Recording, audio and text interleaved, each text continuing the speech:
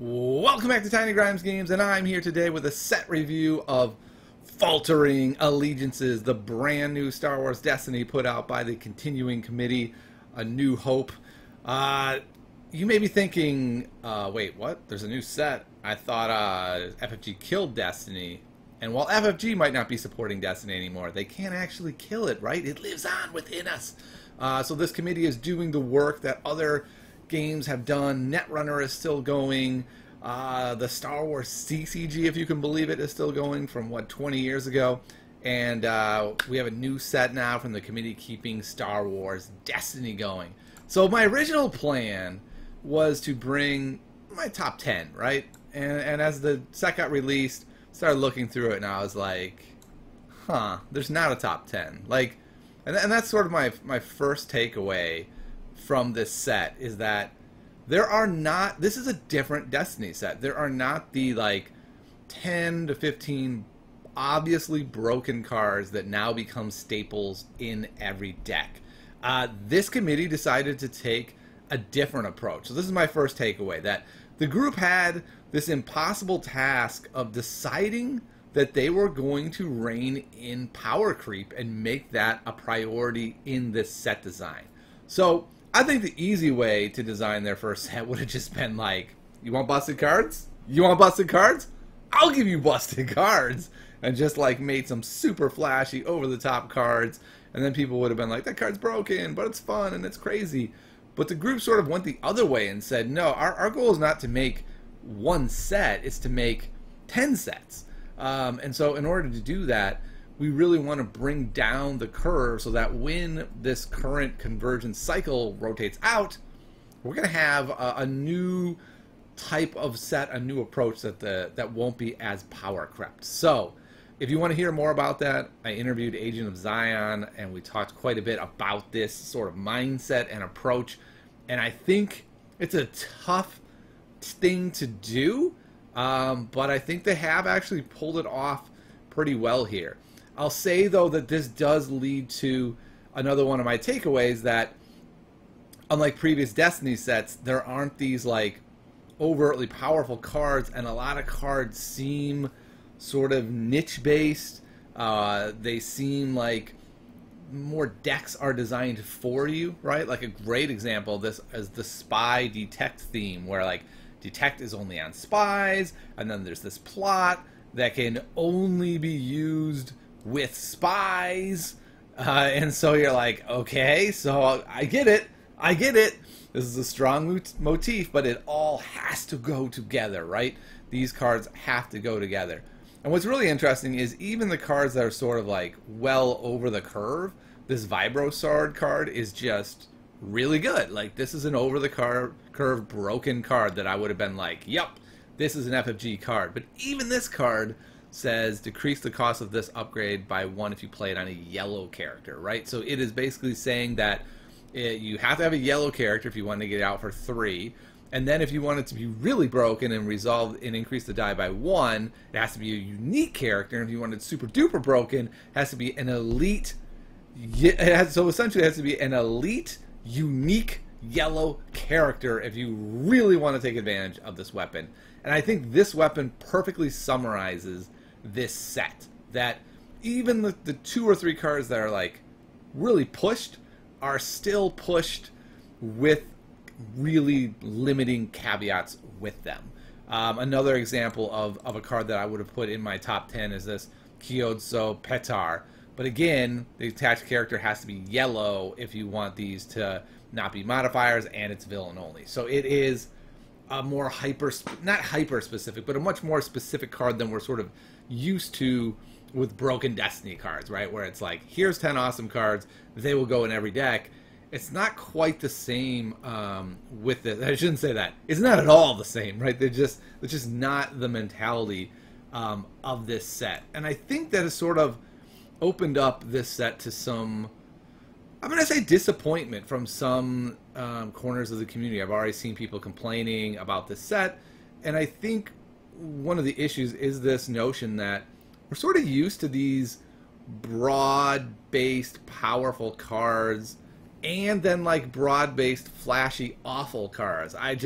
I remember so many times doing spoiler videos and just being like, I know this card looks cool, people, but I'm telling you, it is so bad, it's unplayable. And people will be like, no, there's a special that says kill a guy if he's half dead or whatever. And you're like, that is just too specific. It's not good. And the guy costs 1 billion build points.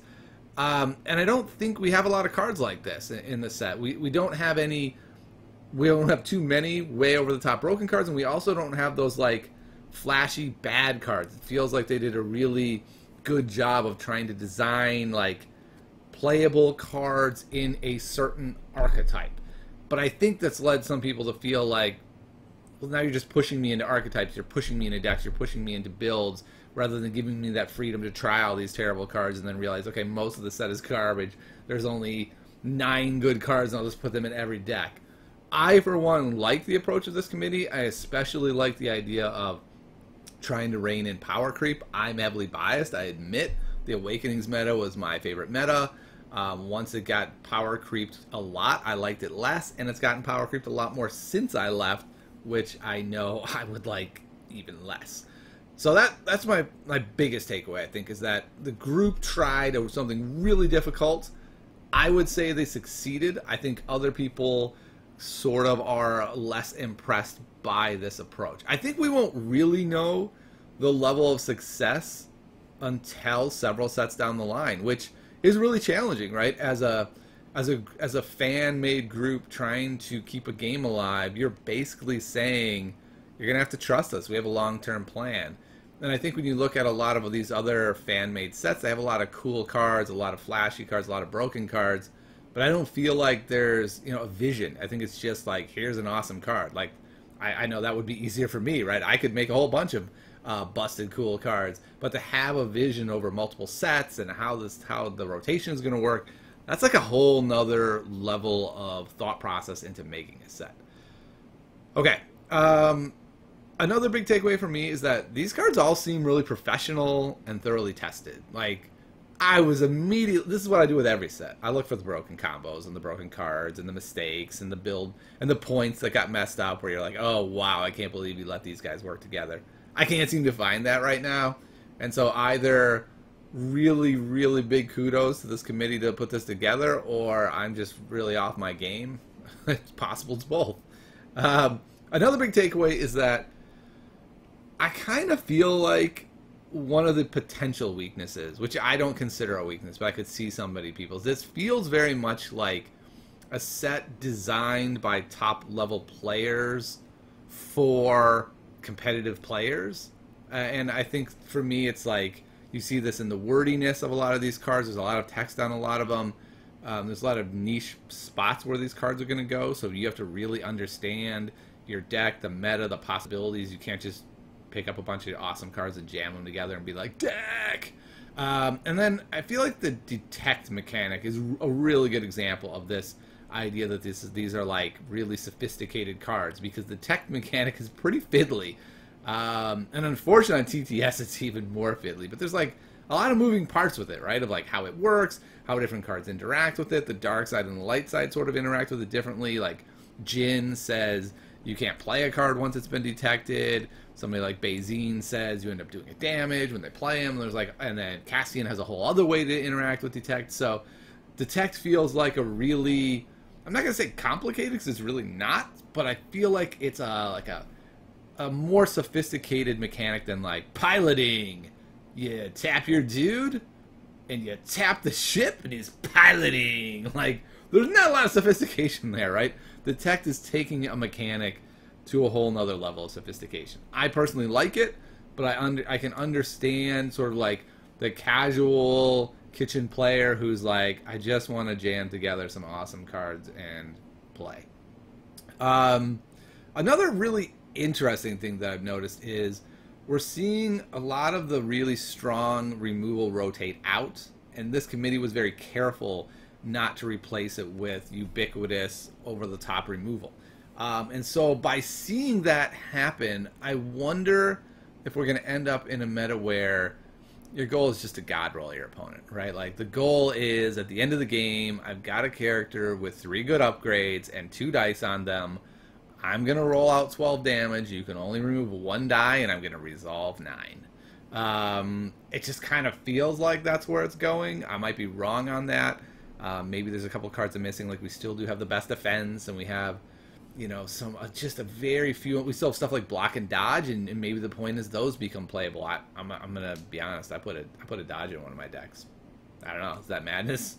Perhaps it is. But by losing cards like Entanglement, I feel like we've lost a little bit of that like check, right? On going like, do I really want to roll all my stuff out and get greedy, and then I get entangled, and there's a couple other cards that are really punishing. There just doesn't seem to be those punishments for even re-rolling several times to try to get the God roll out. So I think that is interesting. I think my biggest takeaway, though, from the set is that I really enjoy it, and I'm looking forward to interacting with it more and playing with it more. I've tried a bunch of different things. I think the fact that there are so many specific niche cards means there's more stuff you're going to have to try and play with. Like, Saw is very much his own thing. Jin is very much her own thing. Even Cassian can be played as his own thing. There's just all of these different archetypes that I think are going to be explored, and I think it's going to be interesting. And I'm also really looking forward to where this community goes next with their cards. So a couple takeaways before we go. There's a big tournament tomorrow. That's going to be a lot of fun. I really suggest you join. Even if you haven't played in years, sign up for a round or two. It's free. Just ask me. I'll send you a deck. I've got a couple decks that I think are going to be quite reasonable.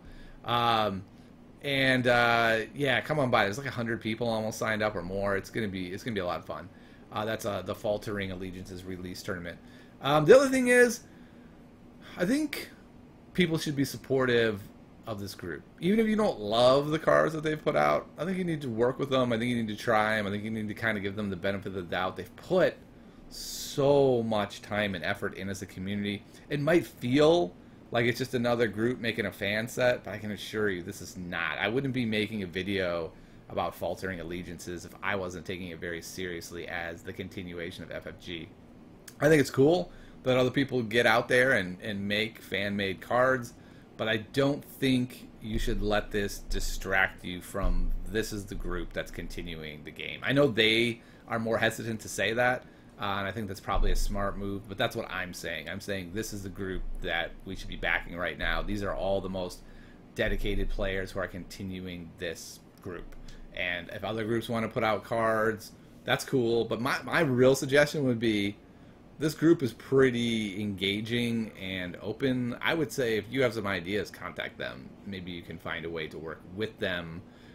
I would say don't work against them. If you want to work parallel with them, that's fine, whatever. If you want to play with your own cards in your home and you think they're cool and you want to share with people, that's awesome. Do it. But I think direct competition is actually bad for the game. I don't think we want that right now. I think we want to rally around this group. That's the bottom line for me. I think we need to rally around this group and see where it goes.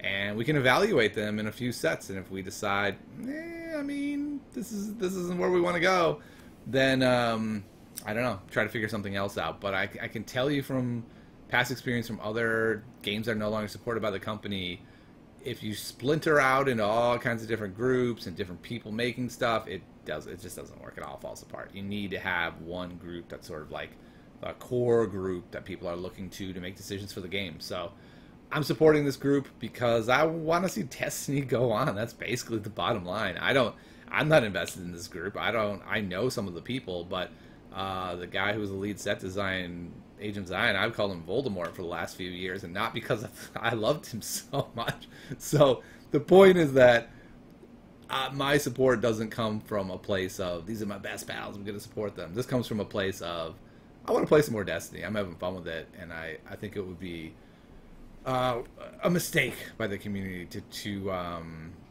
judge too negatively this group, and especially the cards that they've spent a lot of time working with, especially day one. Come on, people. Let's give this a few weeks. If in a few weeks from now you're like, all the cards are trash and they don't work with the meta at all and they don't impact the meta at all right, then the group has some real good feedback to work with moving forward, and I know they are seeking feedback, but I think knee-jerk feedback is probably not the best approach. Bottom line, enjoy the cards, come to the tournament tomorrow. Hope you're having a great time. And if you're coming back to Destiny, let me know. I'm having some fun with that. I really, really am. I'll see you next time on Tiny Grimes Games.